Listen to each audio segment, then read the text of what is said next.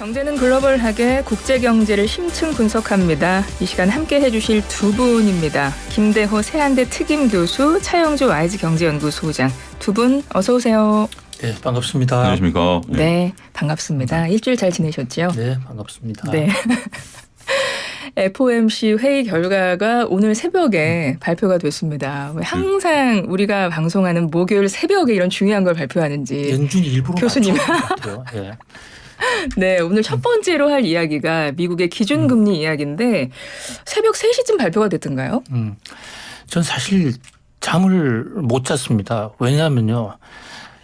꼭 2주 전에 우리 정기빈 앵커님께서 박규빈입니다. 예, 네. 박규빈 앵커님께서 저보고 네네. 아주 딱 꼭 집어서 이번 연준에서 미국이 금리를 인상할 것이냐 안 할 것이냐 방송을 통해서 딱 집어 얘기하라 그러셨어요. 그래서 전 사실 그런 단정적인 전망을 하지 않는데 앵커님의 강요에 의해서 동결을 할 것이다라고 얘기를 했거든요. 그게 만약에 맞지 않으면 어떡하느냐. 이렇게 진짜 잠이 안 오더라고요. 아, 그래서 못 주무셨어요. 네, 저 그래서 때문에. 새벽 3시에 정각 새벽 3시에 정책 성명서가 딱 발표가 됐는데요. 아, 정말 감사하게도 동결을 했어요.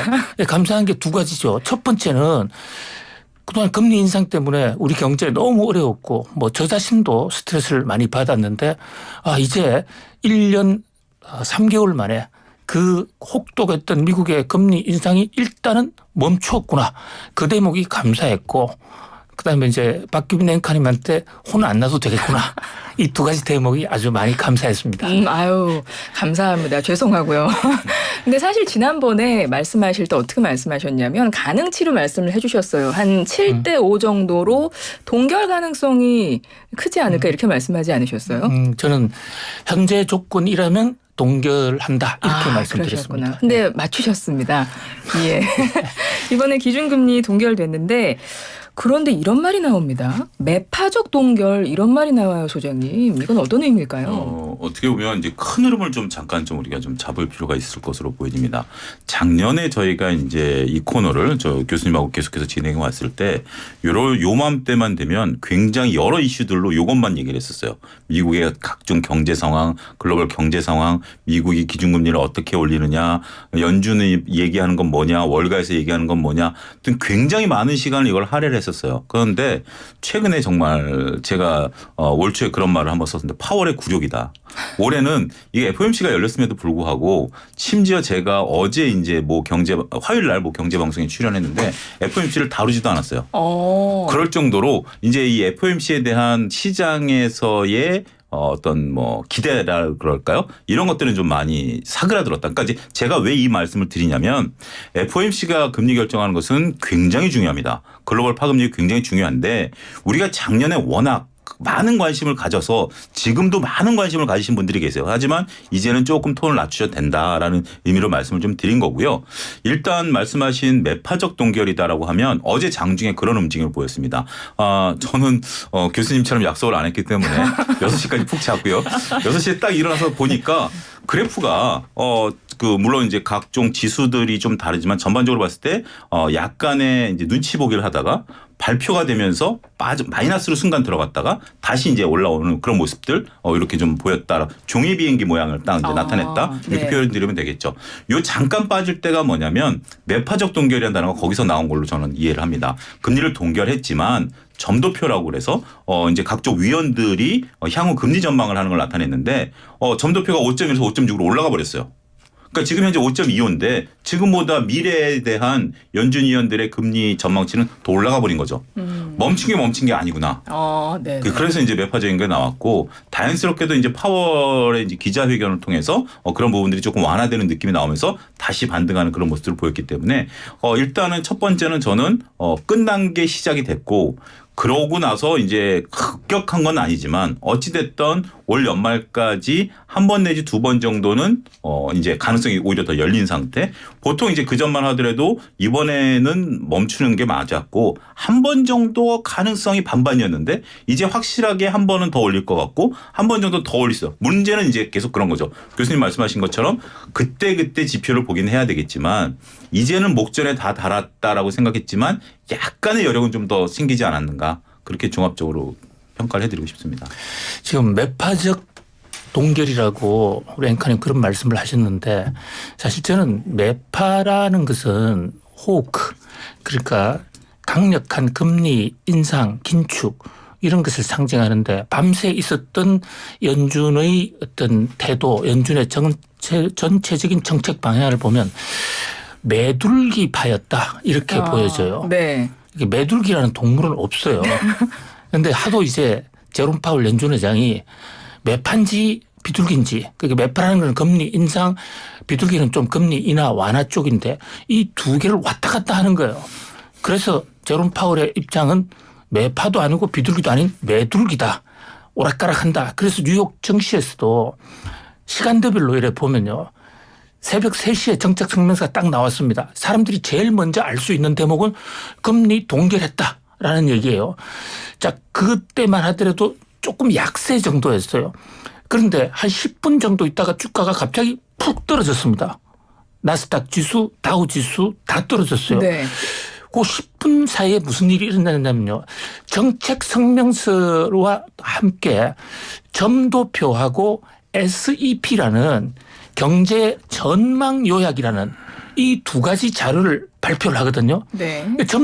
정책 성명서를 금방 읽을 수가 있는데 점도표라든지 또는 SEP 이 자료는 통계표로 나오니까 그거 해석하는데 한 5분 내지 10분은 걸릴 것 같아요. 네. 아무리 빨라도. 그걸 가만히 보니까 지금 우리 차 박사님 잘 지적해 주신 대로 바로 그 점도표라는 게 점을 찍는 거거든요. 연준에 위원이 18명이 있습니다. 18명 위원한테 너 이름을 공개하지 않을 테니까 너가 생각은 솔직한 마음을 다 털어봐. 그래서 각자가 앞으로 금리가 어떻게 될 것인가를 쭉 점을 찍습니다. 그러면 점을 찍은 것에 그 평균치를 구해야 되거든요. 그 10분 정도 걸린단 말이죠. 그 평균치가 5.6인 거예요. 네. 그런데 3개월 전에는 5.1이었거든요. 0.5%포인트가 더 올라간 거예요.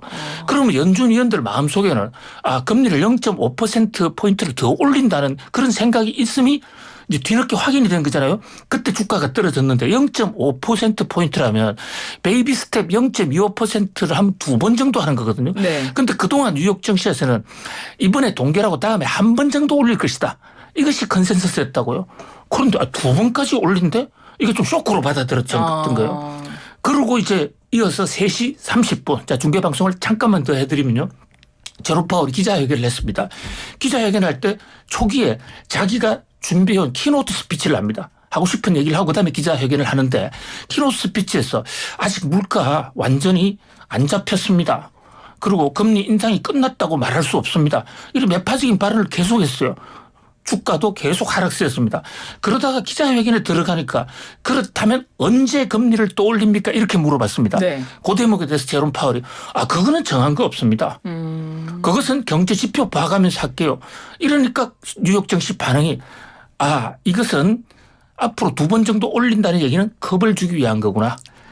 현재로서는 구체적인 현 상태에서는 추가 인상의 일정이나 계획이 나온 게 없구나. 이렇게 판단하고 주가가 다시 상승해 버렸습니다. 네, 네. 자, 왜 그렇게 생각하느냐면요.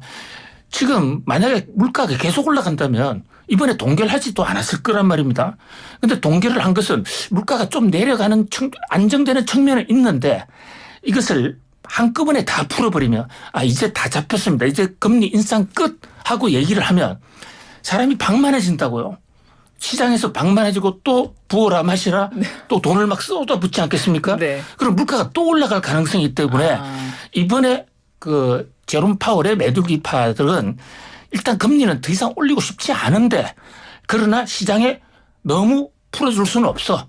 이런 어떤 하나의 조건을 걸었다. 이렇게 뉴욕 증시는 판단을 한 것으로 이렇게 분석을 해볼 수 있습니다. 시장에서 너무 안도를 할까봐 그러니까 한마디를 한 거군요. 그렇죠? 예. 그게 이제 어떻게 보면 경제 정책자들의 입이 굉장히 중요한 게 네. 시장에 있어서 이렇게 이제 우리가 역설이라고 얘기를 하는데 다 됐다 그러면 이제 마음을 놔. 교수님 말씀이 핵심이 저는 그렇게 받았는데 마음을 놔버리는 거 아닌 건 다른 거죠.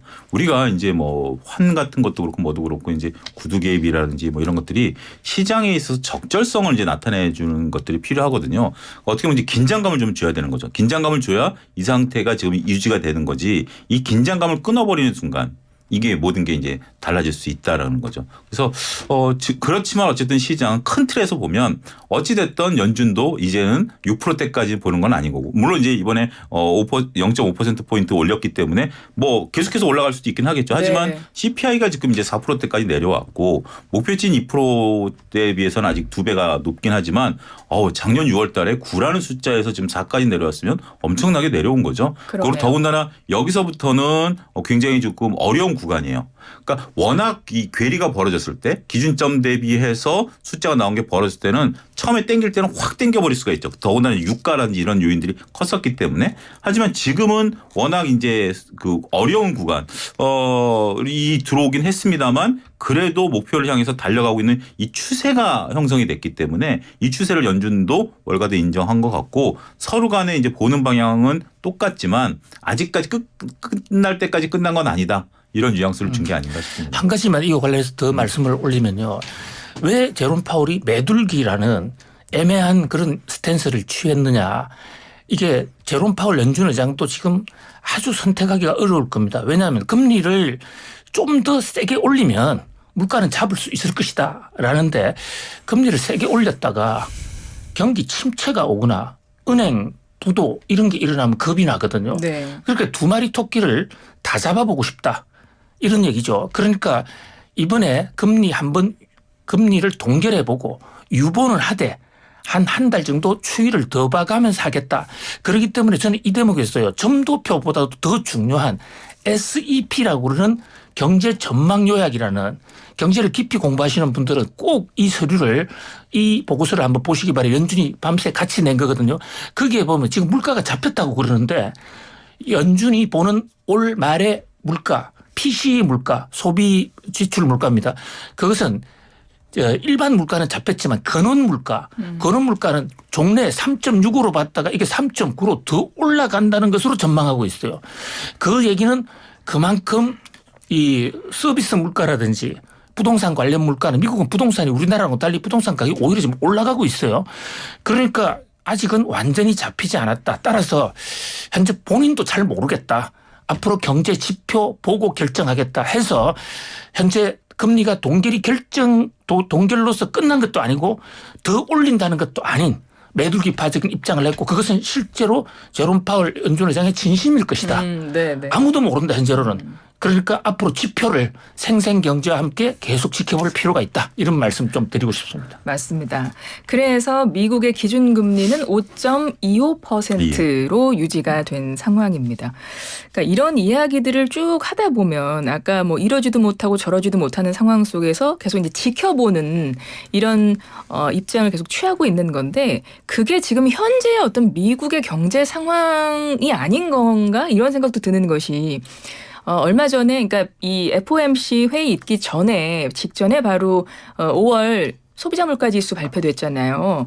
CPI가 발표됐는데 그게 또 이제 둔화한 것으로 물가 상승률 폭이 또 이제 줄어든 것으로 발표가 되면서 사람들이 이제 물가가 안정되나 보다 이렇게 좀 생각을 했는데 또 반대로 근원 물가는 여전히 높은 걸로 나타났다면서요. 그렇습니다. 근원 물가는 5.3입니다. CPI 근원 물가가. 그러니까 바로 지금의 미국 경제 상황 속에서 그대로 이 미국의 기준금리 결정하시는 분들도 그런 상황이 아닌가 이런 생각이 드는데 이해를 돕기 위해서 잠깐 예를 들어드리면 우리가 이제 지난번에 한번 들어드렸던 것 같은데 예를 들어서 뭐 세종시에서 서울 고속도로를 타고 온다라고 하면 평일 이제 낮에 한 3시쯤 출발하면 세종에서 수원까지는 거의 안 막힐 겁니다. 고속도로가 대전에서 네. 수원까지 오면 거의 안 막힌 거죠. 그러니까 구에서 5까지는 거의 안 막히고 온 거죠.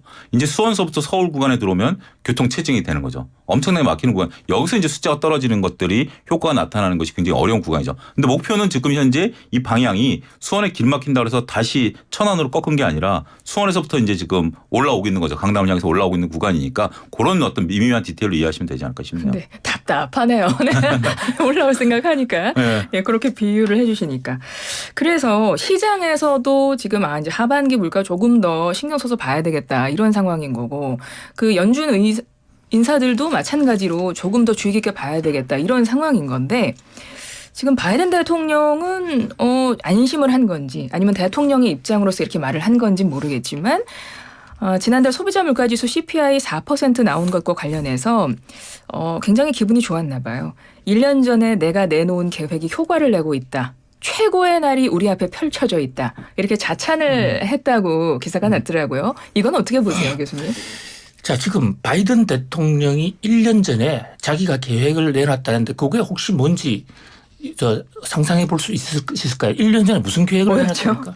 정확하게 1년 전에 인플레 감축법이라는 게 나왔습니다. 그것이 인플레이션 리덕션 액트. 인플레 감축법이 물가 줄인다는 거 아닙니까?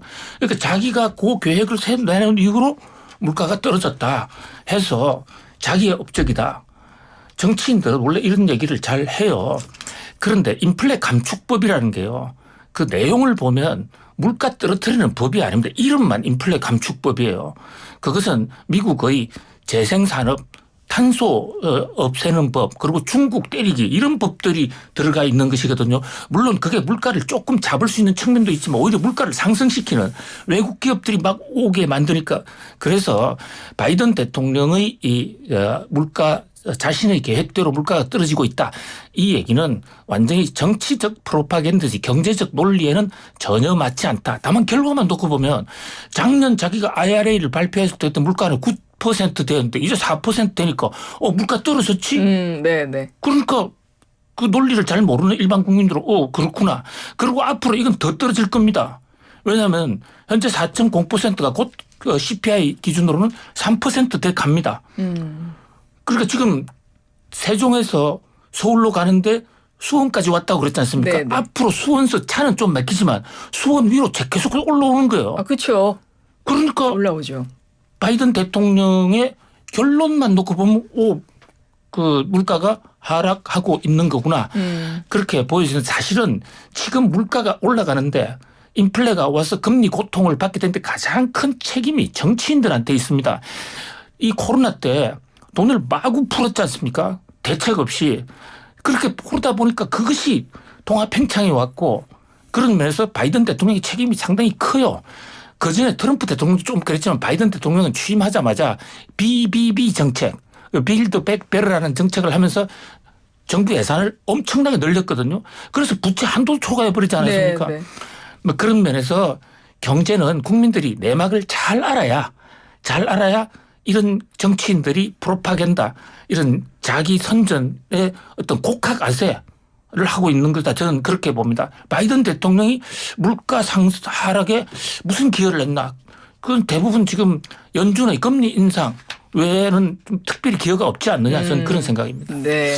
정치적인 아젠다로서는 굉장히 훌륭한 아젠다로 선점한 그런 상황이다라고 봐야죠. 내년에 이제 재선이 있기 때문에 그러니까요. 현재 트럼프 대통령이 이제 지금 공화당 내에서 지지율이 굉장히 견조하거든요. 저희도 다르긴 했습니다만 형사 기소됐음에도 불구하고 지지율이 안 떨어지고 있어요. 그렇다면서요. 계속 그리고 이 격차가 4%대에서 유지가 되고 있어요. 그러니까 이제 현재로서 최근에 조사한 결과를 보면 바이든 대통령 현 대통령의 지지율이 48%, 트럼프 대통령의 지지율이 44%예요. 그러니까 바이든 대통령이 현직 대통령이라는 그런 어떤 것도 있음에도 불구하고 불과 4%밖에 차이 안 난다라는 거죠. 굉장히 지금 이게 바이든 입장에서 쫓길 수밖에 없는 그런 입장인데 이 경제적 성과라는 것은 유권자들에게 자신의 모습을 치적을 자랑할 수 있는 굉장히 좋은 거죠. 아무리 우리가 훌륭한 어떤 사회적 문제를 했다 하더라도 우리가 가장 망하는 것 중에 하나 세금을 올린다라든지 경제가 이제 확 망한다라든지 이러면 뭐 정권이 당연히 바뀌는 거죠. 그렇죠. 그런 부분들인데 어찌됐든 지금 바이든 대통령은 두 마리를 다 얘기할 수 있을 것 같아요. 일단은 생활이 안정됐다. 지금 이제 워딩을 보면 생활비를 낮추고 안정적으로 꾸준한 성장을 유지할 수 있도록 했다라고 이례적으로 기자회견을 워딩을 썼거든요. 그러니까 이제 보통 이제 먹고 살만해졌다. 이 먹고 살만해졌다라는 것은 더 이상 이제 금리가 안 올라가고 우리가 평안해졌고 더군다나 우리가 이제 인플레 감축법에서부터 나와가지고 IRA법에 칩스법을 해가지고 지금 다양한 게 이제 전 세계가 미국에다 이제 뭐 지금 뭐 땅 파느라고 난리 아니겠습니까? 최근에 지금 중국도 미국에다 땅 판다라고 지금 어제 또 뉴스가 나온 그런 얘기들이 나온 거기 때문에 고용은 더 늘어나고 있고 이런 부분들이라서 어떻게 보면 뭐 잘한 건지 안 한 건지보다는 내년 선거를 앞두고 이제 선거 전에 총력을 기울이는 또 하나의 모습으로 이해를 해야 되지 않을까 싶습니다. 뭐 본인이 대통령이기도 하고 본인 임기 중에 물가가 9%까지 갔다가 4%까지 내려왔으니 이건 역시 내가 잘 계획을 해서 효과를 본 거야라고 당연히 말을 할 것 같고 정치인이니까요. 그런데 지금 소장님 말씀대로 내년 대선을 앞두고 또 이제 자신의 어떤 업적을 치적을 확실히 어떤 딱 도장 찍는 듯한 그렇죠. 확인하려고 하는 그런 발언의 의미도 있을 것 같습니다. 그러니까 트럼프 같은 경우는 법원에 출두했는데 또 상반되게 그렇죠. 그런데도 지지율이 굉장히 높다고 해서 저도 좀 놀랐어요. 그러니까 저도 이제 저는 이제 미국 그게 이제 거기 이제 뭐 연관성이 없습니다만 우리나라 언론을 통해서 본 트럼프의 모습과 현지인들이 보는 트럼프 특히 이제 공화당의 이제 핵심 어떻게 보면 이제 강경파라고 그럴까요? 아니면 티파티 의원들이라고 그럴까요? 핵심 분들이 보면 수많은 의원들이 그 트럼프를 지지를 하고 있고 더군다나 이제 그 공화당 지지자층에서도 그러니까 공화당 지지자라고 한다라면 일반 국민들 아니겠습니까?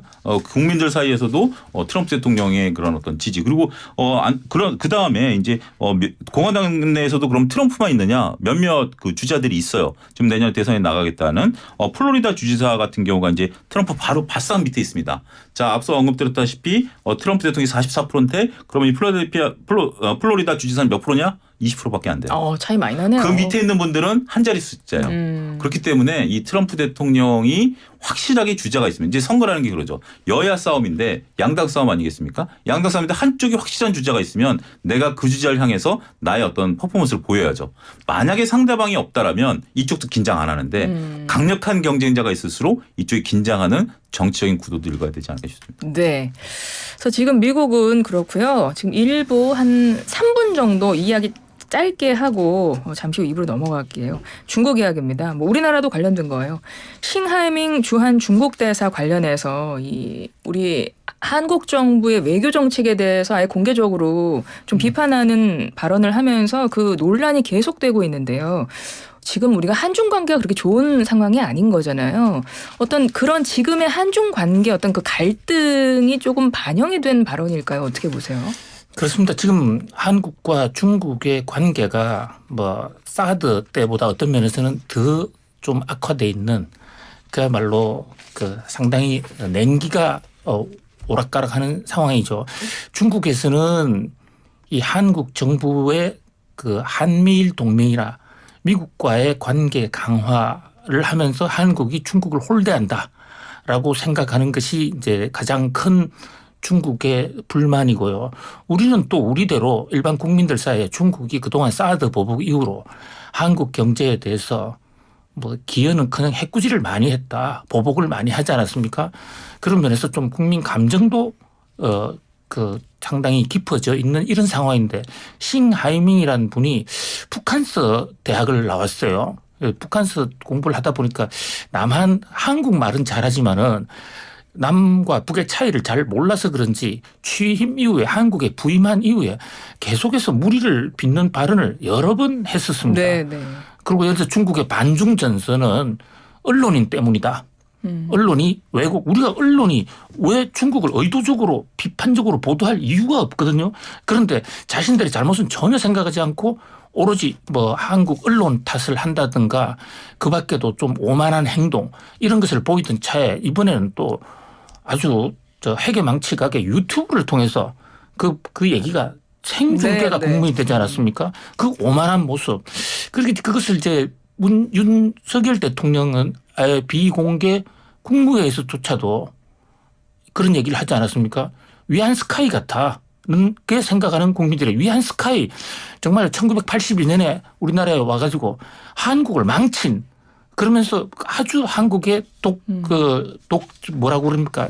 한국을 괴롭히고 간섭하고 그랬다면서 내정 간섭하고 괴롭히고 심지어 한국 사람들 중에서 마음에 안 드는 사람을 잡아갔어요.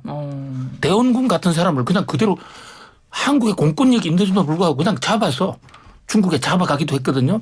막 그런 정도. 그래서 이것은 기본적으로 한중 관계가 안 좋은 상황에서 싱하이밍 대사가 좀 불을 질른 거 아닌가 이렇게 해석을 해볼 수 있겠습니다. 그러니까 청나라 말기의 무관이라고 위안 스카이 이 사람 언급을 할 정도로 대통령이 그렇죠. 굉장히 이 외교관으로서 굉장히 큰 결례를 한 거라고 많이들 말을 하는데 참 이게 지금 아직도 여진이 계속되고 있어서 이 부분이 어떻게 해결될지 잘 모르겠습니다.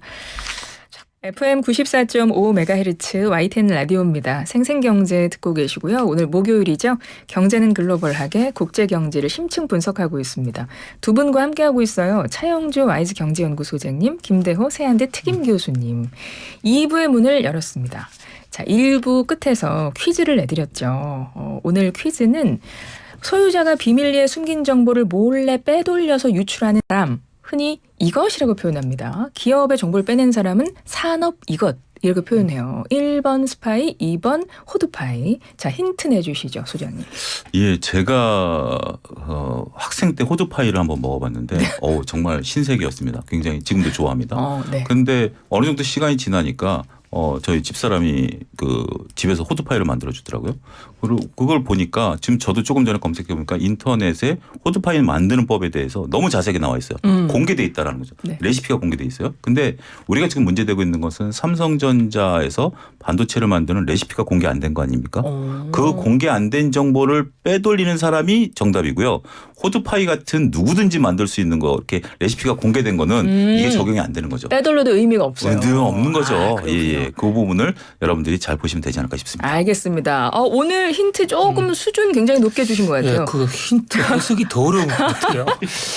예, 뭐 어쨌든 저는 좀 간명하게 우선 이 남의 정보를 빼내거나 다른 나라의 정보를 이용해서 어떤 세력 판도에 영향을 주는 사람을 한자 말로는 간자라는데 이것을 이제 최근에 와서는 간첩이라고도 얘기도 하고 또 프락치라는 용어도 있습니다. 네네. 프락치 하면 이것을 영어로 표현한 게 요건데 저 프락치 이퀄 이거다 이렇게 생각하시면 될 것 같아요. 알겠습니다. 우리는 흔히 간첩이라고 표현하고 프락치 이런 표현도 들어본 것 같아요. 네. 그리고 오늘 이 정답과 같은 뜻이다. 세 개가 이렇게 생각하시면 되겠습니다. 1번 스파이, 2번 호두파이, 우물정 0945 50원의 정보 이용료 들어간 유료 문자로 여러분 정답 보내주세요. 선물 보내드립니다. 당첨된 분들.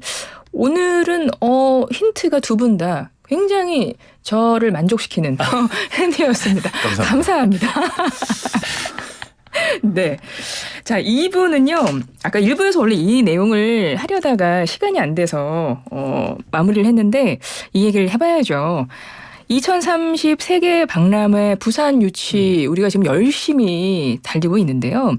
오는 20일부터 프랑스 파리에서 국제 박람회 기구 총회가 열립니다. 윤석열 대통령도 이 자리에 참석하는데 이번 총회에서 엑스포 개최지가 결정이 되는 거는 아니죠, 교수님? 그러나 사실상 이제 프리젠테이션 우리가 개최하겠다 좀 힘 모아달라는 선거운동의 마지막이다.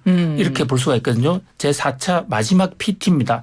그래서 이번 PT를 어떻게 하느냐에 따라서 성부가 달라질 수 있다. 그러면서 굉장히 중요한 행사고 그래서 윤석열 대통령이 직접 가세요. 네. 거기다가 한국 재계 총수들이 지금 총 출동을 하는데요.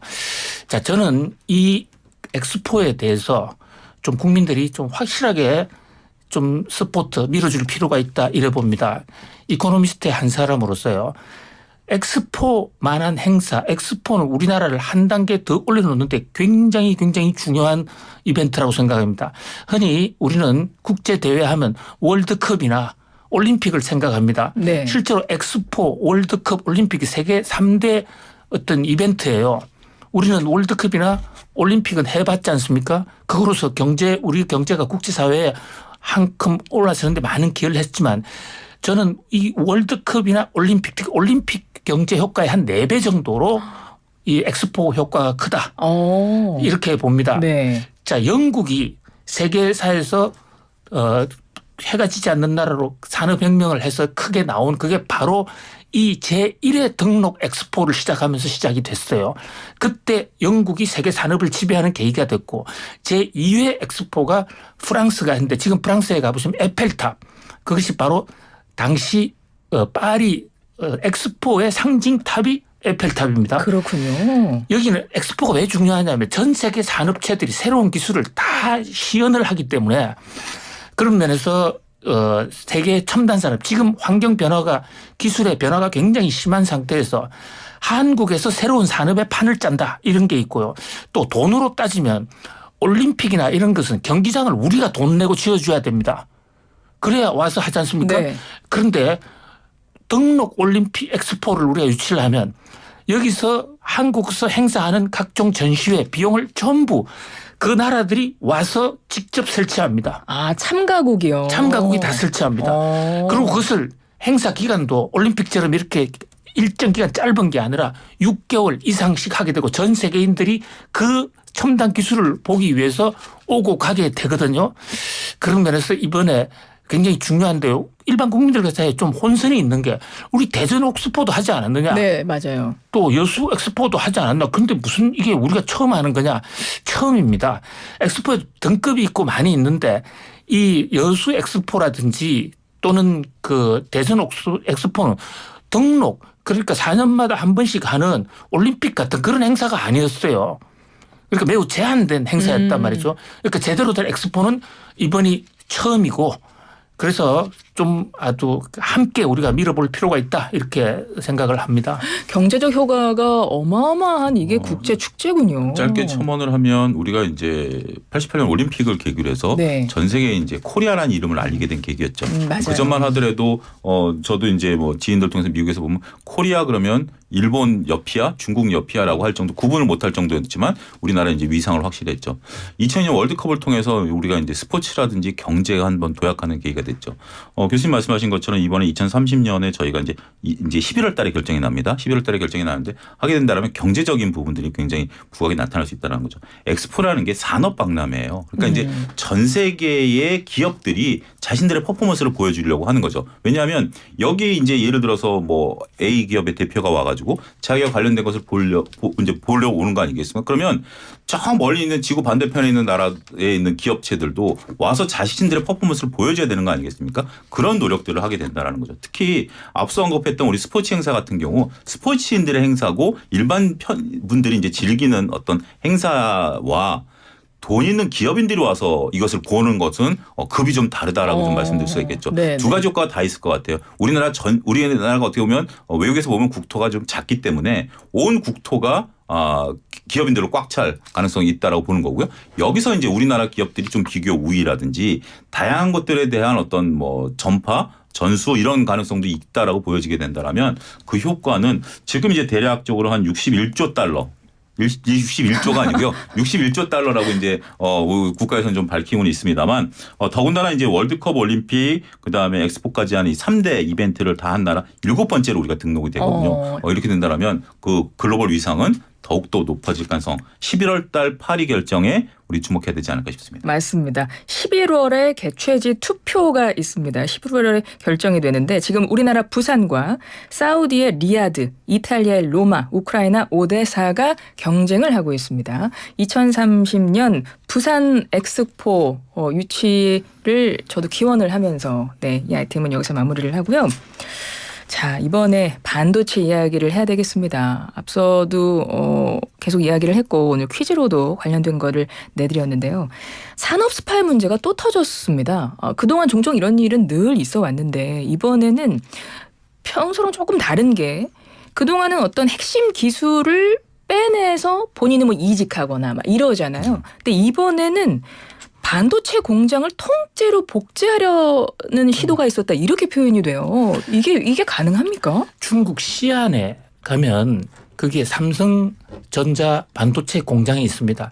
시안은 그 춘추 전국 시대부터 중국의 오랜 수도죠. 우리나라 같은 경우는 뭐 경주, 부여, 평양 이런 거 다 모아놓은 옛날에 고도라고 할 수 있습니다. 그런데 그 앞에다가 삼성전자 앞에다가 1.5km 되는 데다가 아예 삼성전자하고 똑같은 공장을 하나 복제 공장을 세우겠다. 그럼 설계 도면이 있어야 되고 뿐만이 아니라 그 각 제품을 만드는 그 제작에 관한 노하우 이런 게 있었는데 그걸 통째로 가져갔다. 예. 이미 지금 중국으로 넘어갔다는 얘기예요. 그러니까 공장은 일단 못 짓게 됐지만 예. 기술은 지금 넘어간 건가요? 예, 이미 넘어갔는데 공장을 안 짓는 이유는 거기에 투자하기로 한 대만 업체 홍하이 이런 데하고 중국하고 서로 간에 이제 의견이 맞지 않아서 공장은 아직 짓지 않았는데 상당 부분에 넘어갔다. 그 기술이. 예. 물론 거기에 해당하는 삼성 이분의 이제 범인으로 지목된 분 검찰에 의해서 기소가 된 분은 삼성전자에서 알만한 사람들 다 아는 굉장히 반도체 대왕이라고 불리던 분이에요. 그런데 이분이 삼성전자에 있다가 SK로 넘어가면서 그때도 SK와 삼성전자가 한때 대란을 일으켰습니다. 그리고 이제 그 이후로 또 한화에 근무를 잠시 하다가 이렇게 넘어가셨는데 일단 본인은 혐의를 전면 부인하고 있기 때문에 우리가 단정적으로 얘기할 수는 없지만은 그러나 이런 사건이 계속 반복되고 있다. 이것은 지금 전 세계가 사실은 경제 전쟁 그중에서도 기술 전쟁의 시대인데 기술을 통째로 빼가는 이런 일은 이것은 굉장히 국가적으로도 좀 대책을 좀 서둘러야 시스템으로 이런 걸 근본적으로 좀 막아야 되지 않을까. 지금요 우리나라 반도체 회사들 경우에 삼성이나 SK 출신들 중에 상당수가 중국에 가 있습니다. 예. YMTC라든지 중국 반도체가 이미 그 공장의 연구팀에 들어가면 80%가 삼성전자 출신, SK 하이닉 출신이 이미 되어 있어요. 가는 것이 어떻게 막을 수가 없겠지만은 뭐 기술 도면이나 설계 도면 이런 까지 통째로 나가는 것은 좀 문제가 있는 것이죠. 이런 일이 왜 자꾸 반복될까요, 소장님? 뭐 아무래도 지금 이제 중국 입장에서 보면 네. 우리는 이제 반도체 회사가 이제 굵직한 두 개가 이제 큰 게 있죠. 근데 예. 중국은 국가 단위로 이제 각 성마다 반도체 공장을 짓는 경쟁이 벌어졌습니다. 그러니까 이제 어떻게 보면 국가 주도로 이루어지긴다라고 보다는 이게 뭐 주도가 있는지 없는지 모르겠습니다. 각 성들마다 이것을 하려고 이제 혈안이 되다 보니까 서로 간에 이제 어떻게 보면 많은 돈을 들여서 이런 걸 하는 거죠. 보통 이제 아무래도 뭐 이렇게 돈을 많이 제시할 수밖에 없죠. 우리 하는 거니까 이제 뭐 연봉을 뭐 몇 배를 부른다라든지 그다음에 이제 넘어가시는 분들이 이제 자녀들도 다 국제학교에 보내는 문제들. 중국 국제학교가 굉장히 어떻게 보면 우리 환경보다 좋을 수도 있는 이런 부분들이 다 되는 거죠. 이게 이제 점점 진화한다라는 표현을 드려야 되는 게 적절한지 모르겠습니다. 이번 같은 경우 앞서 김인은 아나운서 얘기한 것처럼 그냥 단순한 기술을 넘긴 게 아니라 이분이 2015년 7월 달에 싱가포르에 법인을 설립하셨어요. 예. 회사를 하나 설립을 한 거죠. 설립을 해가지고 2018년에 대만으로부터 투자 유치를 받았고 2020년에 또 중국 정부로부터 또 투자 유치를 받았어요. 그러니까 어떻게 보면 하나의 기업을 키워가는 과정. 우리가 볼 때는 삼성전자의 복제 공장이라고 하지만 물론 이제 그 기술이 이들이 이제 이렇게 투자 유치를 받고 했던 것들이 삼성전자 원천 기술이었다면 이거는 이제 특허 문제가 되는 부분들이지만 이 회사로 됐고 벌써 이제 기사에 나온 걸 보면 삼성전자로부터 약 200여 명의 기술자들을 이미 다 영입. 이분은 중국 소속이 아니라 이 비사 소속이에요. 그러니까 이제 이분이 설립한 싱가포르 법인 소속인 거죠.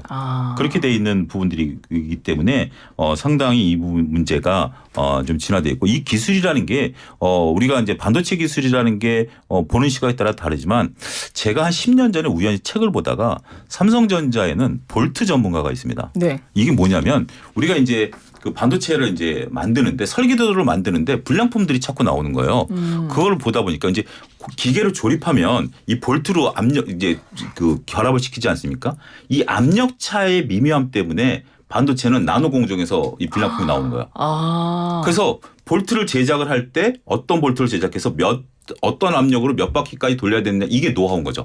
그런 또 전문가가 따로 있군요. 그러니까 그분이 그걸 발견하셔가지고 그걸 공부하신 거예요. 그게 삼성전자가 그분은 어디 가든지 간에 그 차이를 아는 거죠. 이런 노하우가 넘어간 거. 이번에 그 발표된 걸 보면 삼성전자에서 이분이 기술을 가져간 것뿐만 아니라 그 공장을 지은 협력업체까지 같이 이제 이 혐의가 드러난 거 아니겠습니까? 협력업체는 이제 이런 거 가서 만드는 분들이잖아요. 그 설계도대로 만드는 부분들이기 때문에 이번에 문제가 상당히 좀 커졌고 이런 부분들에 대해서는 정부가 계속해서 이제 벌어지는 일인데 네. 이거에 대한 어떤 다른 나라의 근거에서 이제 강력한 법을 좀 만들어야 되는. 그러니까 이제 우리가 이제 이게 자꾸 이직을 하려는 거와 이직을 하는 과정에 있어서 기술 유출에 대한 명확한 근거, 그다음에 그렇게 됐을 때에 그분들이 받을 수 있는 법적인 조치 이런 것들이 좀 더 구체화돼야 되지 않을까 싶은 생각도 듭니다. 맞습니다. 이 국내에서는 산업 스파이에 대한 처벌이 매우 가볍다고 거예요. 외국에 비해서 상대적으로 좀 가벼운 편이어서 그 부분에 대한 지적도 계속 나오는 것 같습니다.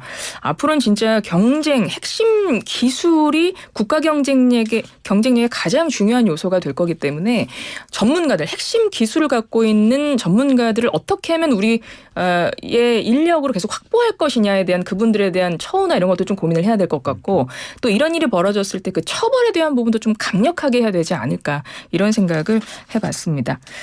자, 목요일 국제 경제를 심층 분석하는 시간이죠. 경제는 글로벌하게 또 오늘은 이렇게 마무리를 해야겠네요.